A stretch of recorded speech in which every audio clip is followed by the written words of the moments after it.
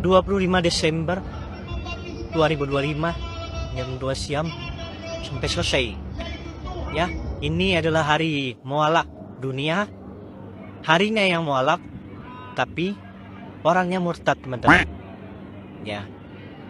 Oke, ini baptisan massal sekitar 400 lebih. Ya, bantu doa biar semuanya bisa berjalan lancar. Iya, sangat memalukan kelakuan Oten, orang kafir laknatullah ini. Kerjaannya nipu, suka tebar video hoax, dikasih narasi pembaptisan. Lebih 400 orang. Jam 2 siang ini 25 Desember 2025. Ya, Kristen Minang menyala ya. Hari mualaf sedunia tapi orangnya murtad. Nah, ini luar biasa ya. Mereka nipunya, ngibulnya itu nggak malu-malu gitu loh ya. Nah, murtad massal, Minang Kristen menyala. Itu seliweran kemarin di beranda kita, di media sosial kita. Wah, nah ini saya bongkar ya sahabat. Ini ngibul sahabat. Jadi videonya asli, videonya ya. Tetapi narasinya itu yang ngawur, narasinya itu yang hoax. Video ini bukan 25 Desember 2025, enggak. Ya, tetapi ini sudah beberapa bulan yang lalu sudah ada, dan ini pun tidak diketahui pasti kapan pembuatan video ini. Yang jelas bukan 25 Desember kemarin, bukan. Nah, ini udah diposting akun Kasih Tuhan 123. Ini dari Gereja Pentakosta Indonesia ya, GPI ya, Kota Medan ya. Nah, di sini kalau kita lihat ini sama ini saya setelkan sahabat ya, biar membuktikan bahwa antara yang diposting oleh si kafir laknatullah tadi dengan yang di video ini sama. Kami membaptis kau di dalam nama Allah Bapa, Anak dan Roh Kudus, yaitu Tuhan Yesus. Ya, jelas sama ya. Jadi diambil dari video ini, rupanya baru dibuat narasi baru seolah-olah di 25 Desember murtad massal 400 dibaptis. Kita lihat deskripsinya di posting ini 24 Agustus 2025. 24 Agustus 2025. Judulnya viral baptisan massal lebih dari 500 orang Gereja Pentakosta Indonesia GPI Kota Medan baptisan massal. Di sini nggak disebutkan sama sekali soal pemurtatan, murtad nggak ada. Dan bukan hanya ini sahabat, ini di bulan Agustus ya. Di video lainnya masih di momen yang sama sepertinya, ini juga disebutkan lebih dari 500 orang menyerahkan diri untuk dibaptis. Ini 5 September 2025. Jadi kalau yang video pertama ini 24 Agustus 2025, sedangkan yang video lain lagi di akun yang sama itu diposting 5 September 2025, lebih dari 500 orang menyerahkan diri untuk dibaptis. Gereja Pentakosta Indonesia GPI ya. Dan ini kalau lihat di captionnya di sini sahabat ya, ini tertulis jelas ini. GPI Kota Medan, GPI Kota Medan, Sumatera Utara, bukan Minang ya sahabat ya. Jadi dari sini kita memastikan bahwa yang posting yang menyebut 25 Desember lebih jam 2 siang ini dibaptis lebih 400 orang gitu ya, mualaf sedunia, tetapi orangnya murtad ya. Ini ternyata hoax, ngibul, dusta, penipu. Jelas ya sahabat ya. Ya, jadi sahabat, rumus dasarnya untuk mengetahui bahwa postingan yang berkonten luar biasa, melibatkan publik, harusnya berpotensi jadi berita yang sangat penting disiarkan. Namun tidak ada yang memberitakan. Hanya muncul dan bersumber dari satu akun media yang tidak jelas identitas resminya, tidak diberitakan di media kredibel, maka bisa dipastikan itu palsu alias hoax. Ya ampun Bu, jangan begitu dong Bu, saya dengar Bu. Kenapa? Siapa tahu itu dia pakai kerudung bisa pakai Tuhan Yesus.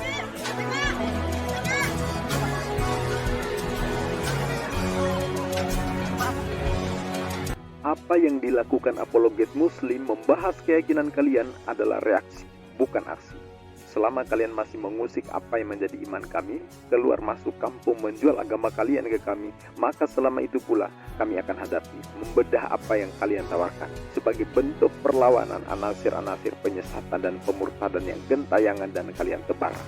Nah ini luar biasa Oten ini ya, luar biasa ngibulnya ya. Di momen Natal yang harusnya mereka tuh insaf, mengurangi perbuatan dosa, berhenti melakukan kejahatan gitu ya. harusnya menyesali kebiasaan dusta gitu ya, hari-hari mereka lakukan. Nyatanya ini malah menyebar dusta. Aduh, luar biasa.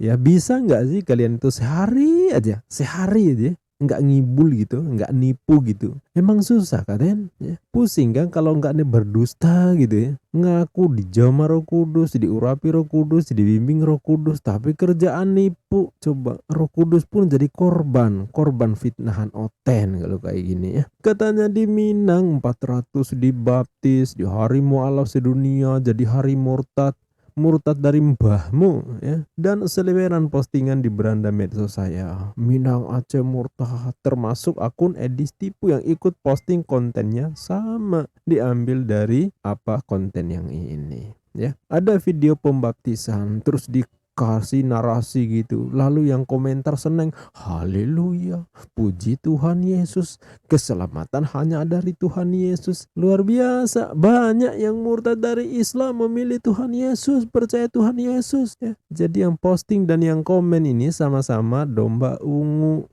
Wajar, percaya saja, menghibur diri ya. Seolah-olah yang dibaptis itu yang murtad dari Islam, 400 orang dibaptis. Kan narasinya itu ya yang jadi sasaran, membuat kesan seperti itu. Nah, sahabat muslim yang pasti cerdas ya. Sebenarnya nggak perlu pakar komunikasi, pakar digital, nggak perlu ya. Kita udah bisa memastikan ini ngibul, narasi hoax yang biasa dibuat mengada-ada ya, dusta ya. Videonya mungkin asli tapi narasinya pasti dusta. Dari mana kita tahu ini pasti dusta? Nah, ini saya ajarin sahabat ya. Ini saya ajarin biar paham gimana mendeteksi. Gimana cara gampang mendeteksi suatu berita hoax di media sosial. Dan ini sangat gampang sebenarnya. Siapapun bisa. Nggak perlu pakai AI, nggak perlu pakai uji forensik, nggak perlu. Itu terlalu ribet ya. Gimana caranya? Pakai logika. Nah, ini sahabat saya ajarin ya. Sahabat, di masa sekarang, di dunia yang serba jejaring sosial ini, sosial media ini, rata-rata orang megang gadget, memiliki minat yang sama untuk posting apapun di media sosial. Mulai dari yang sangat penting sampai yang sangat tidak penting pun diposting. Nah, itu kecenderungan masyarakat sekarang. Semua pemegang perangkat mobile seolah-olah jadi wartawan semua ya, penyebar berita, dan masing-masing orang sangat ingin paling cepat menyiarkan berita. Kontennya viral, viewernya banyak ya. Intinya orang berlomba menyiarkan sesuatu, apalagi peristiwanya luar biasa. Tentu ini fenomena yang memang ada di masyarakat kita di era sekarang yang serba jejaring sosial ini ya. Nah, sekarang mari kita uji narasi pembaptisan di Minang yang katanya ya 25 Desember 2025 katanya di hari mualaf sedunia menjadi murtad ya, murtad gitu ya. 400 orang dibaptis. Artinya maksud dari si pembuat konten ini memberikan pesan seolah-olah bahwa video ini memberitahukan ke publik bahwa di Minang ada loh orang murtad dibaptis pada 25 Desember. Nah, ini sebagai kontra dari narasi hari mualaf sedunia yang digadang-gadang oleh teman-teman gitu ya. Kan gitu sebenarnya tujuannya. Nah, pertanyaannya, jika ini benar dan fakta, ini berita luar biasa nggak? Jawabannya sudah pasti. Jika ini fakta, tentu ini sangat luar biasa. Bukan hanya luar biasa, tapi sangat penting disiarkan. Pasti akan terjadi kehebohan, kegemparan, disiarkan secara offline dan online, live di mana-mana, menyiarkan kejadian langka dan luar biasa. Nah, bukan jadi sorotan nasional lagi mungkin. Bahkan akan jadi berita dunia. 400 orang murtad dan dibaptis di satu waktu di lokasi yang sama. Ini bukan jumlah yang kecil sahabat. Bukan pula perkara biasa. Semua apologet pasti akan menggoreng sampai hangus ya. Pendeta dan pastor sedunia bakal menyatakan sukacita ya. Murtad massal di negara mayoritas muslim ini luar biasa banget ya. Itu kalau benar dan fakta. Nah, sekarang kita cek, selain orang di video ini ya, artinya selain orang yang posting video ini yang katanya murtad 400 ya massal di Minang tadi ya, ada nggak yang menyiarkan kejadian luar biasa ini? Artinya selain yang nebar konten ini, ada nggak yang menyiarkan kejadian luar biasa ini? Ada yang nggak yang live ya, biar semua orang melihat kejadian sukacita Kristen ini? Ada nggak? Ada nggak yang menampilkan bukti pendukung kebenaran narasi 400 yang dibaptis? Yang murtad itu enggak? Ada enggak? Ada yang berlomba-lomba menunjukkan fakta bahwa ini loh beneran murtad massal di Minang pada hari Natal itu. Ada enggak? Ya. Padahal secara logika, jika ada 400 yang dibaptis, tentu banyak pula gembala yang membaptis. Seperti yang kita lihat di visual di video itu ya. Dan setiap gembala tentu punya tim publikasi, tim promosi gitu ya. Setiap gereja pasti punya tim publikasi. Kalau nggak punya tim kerja, pasti orang-orang di situ yang sangat minat mempublikasi. Karena ini kejadian luar biasa, sangat penting ya. Terus yang dibaptis pasti punya orang tua ya. Katakanlah 400 ya, 400 kali 2 ibu bapak. Minimal tentu ada tambahan 800 orang dari yang dibaptis. Kalaupun nggak lengkap masih ada saudara, kawan, sepupu, keluarga. Artinya di situ pasti ada ribuan orang ya. Mereka rata-rata punya gadget, punya akun media sosial. Ada yang di Facebook, Instagram, TikTok, YouTube, pasti akan rame-rame, pasti akan menyiarkan. Nggak mungkin kejadian luar biasa ini nggak ada yang tertarik menyiarkan. Nggak mungkin banget ya. Nggak mungkin dibiarkan berlalu begitu saja tanpa ada yang berusaha untuk menyiarkan. Nah, belum lagi media massa mainstream. Masa ya wartawan, jurnalis, pewarta, baik media cetak maupun televisi online tidak tahu bahwa ada loh peristiwa yang super luar biasa terjadi sehingga luput dari pemberitaan. Mungkin nggak? Nah, mulai ketahuan kan masalahnya di mana? Ya.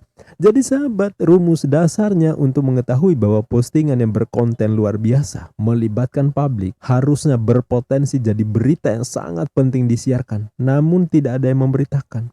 Hanya muncul dan bersumber dari satu akun media yang tidak jelas identitas resminya, tidak diberitakan di media kredibel, maka bisa dipastikan itu palsu alias hoax. Palsu alias hoax. Masa iya di masa sekarang orang nyengir lucu aja dipotret jadi konten? Moso pembaptisan 400 orang murtad di daerah mayoritas muslim tidak ada yang tertarik menyiarkan? Aneh nggak? Nggak mungkin ya. Maka saya yakin 100% bahwa video yang diklaim pembaptisan 400 orang di Minang jadi hari murtad sedunia, ini tentu pasti hoax, ngibul dan dusta ya, pasti menurut saya. Beda dengan yang 200 orang mu'alaf yang dibimbing Kodonitan, warga suku Tautawana di Morowali, Sulawesi Tengah itu pada 26 Desember 2025 kemarin. Dan itu juga sudah saya ulas di salah satu konten video di channel ini. So pasti 1.000.000% asli ya, nggak ngibul, nggak, asli ya. Kegiatannya jelas, waktunya jelas, lokasinya jelas, orang-orangnya jelas, prosesinya juga jelas, bahkan disiarkan secara live. Yang model begini pasti sesuai fakta, bukan mengada-ada, bukan mendramatisir, ada nyata fakta. Nah, beda dengan oten. Ada narasi tapi tidak didukung oleh unsur fakta pendukung. Apa, siapa, kapan, di mana, bagaimana, mengapa, itu tidak terpenuhi, tidak menjelaskan ya. Memang ya kebiasaan dusta begini ini udah sangat-sangat sering di kalangan oten. Makanya kalau kita simak pernyataan pendeta MEM ya, Pak Muriwali, pendeta yang sangat keras menentang gimmick-gimmick tipu-tipu di Kristen. Jadi pendeta pun sangat nggak suka dengan pola-pola penipuan model begini ya. Beliau sering bersuara keras mengingatkan agar orang Kristen itu jangan membuat berita-berita bombasi tapi hoax, tidak sesuai kenyataan ya. Nah, tahun lalu ada yang bikin berita, katanya di salah satu daerah di Jawa, satu kampung murtad masuk Kristen. Wah, luar biasa ya. Terus di Sumatera juga gitu, disiarkan satu kabupaten, kalau nggak salah di Langkat di mana itu ya. Satu kabupaten katanya murtad ya. Dan aneh gitu, nggak masuk akal gitu. Tapi di kalangan domba percaya. Wow, bersuka cita, haleluya, haleluya, puji Tuhan ya, keselamatan dalam Tuhan Yesus ya, gitu-gitu. Dikibuli mereka nggak sadar. Jadi dikibuli sedemikian rupa mereka tetap nggak ngerti itu ya. Ini yang sangat memprihatinkan tentu saja. Nah, ada juga apologet yang ngaku-ngaku katanya murtadin, lalu bikin kesaksian-kesaksian ngibul sebenarnya mengada-ada ya. Dan pendeta MYM itu sangat jengkel dengan ulah mereka. Akhirnya apa? Pak Pendeta MYM malah diserang rame-rame oleh para pengibul itu. Nah, jadi ini yang benar dimusuhi, yang ngibul malah didukung. Nah, inilah oten ya, oten seperti itu kelakuannya ya. Ini yang terjadi di netizen Kristen. Gembala-gembalanya mereka itu tahu bahwa banyak berita-berita ngibul yang dibuat oleh pihak Kristen. Dan gembala-gembala mengingatkan, sampaikan kebenaran, jangan tipu-tipu. Malah gembalanya dimusuhi para domba. Kebayangkan beratnya kerjaan gembala ini, para pendeta ini. Tapi ya gimana, namanya juga otak-otak domba. Ya, mengembala haiwan-haiwan ini ya begini deh resikonya ya. Jadi sebagai kesimpulan sahabat, saya mengingatkan jangan gampang percaya konten-konten atau berita-berita postingan-postingan oten yang bombastis yang pada umumnya memang ngibul ya.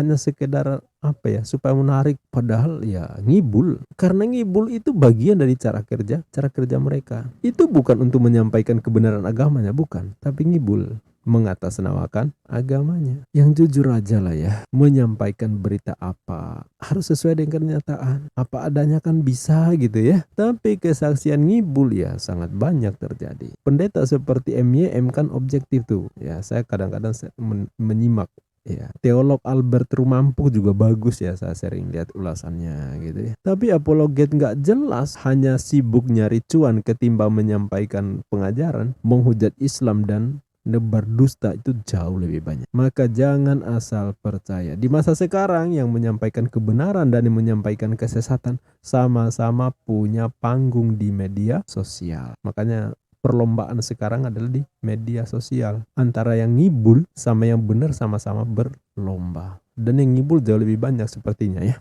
Maka jika kita tidak kritis, tidak memiliki analisis yang cerdas, gampang jadi korban dusta mereka. Maka berlindung kepada Allah dari penyesatan orang-orang kafir dan zalim. Sampai jumpa di video berikutnya. Billahi taufiq wal hidayah. Wassalamualaikum warahmatullahi wabarakatuh.